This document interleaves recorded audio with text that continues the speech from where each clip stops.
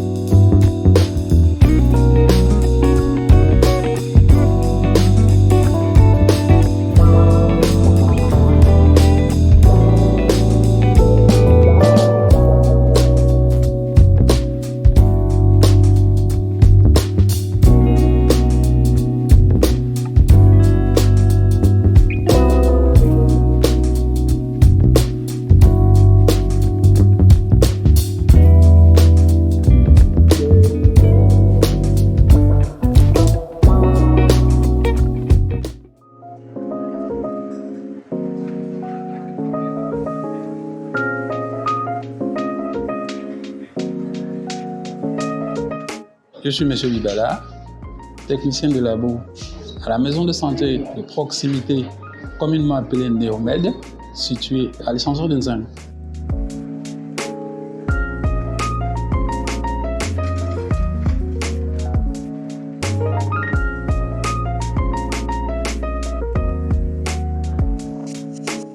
Dans le parcours patient, le premier intervenant est le médecin généraliste.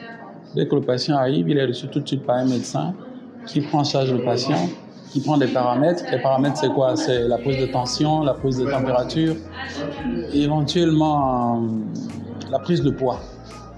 Donc, une fois ce parcours terminé, le médecin va dresser un bilan, soit un bilan biologique. Et c'est à ce moment que le technicien du laboratoire intervient parce que le patient il va arriver au laboratoire pour faire un certain nombre d'analyses. Et c'est sur la base des analyses, bien entendu, qu'on va découvrir éventuellement s'il y a une pathologie que le patient traîne et dont il avait ignorance.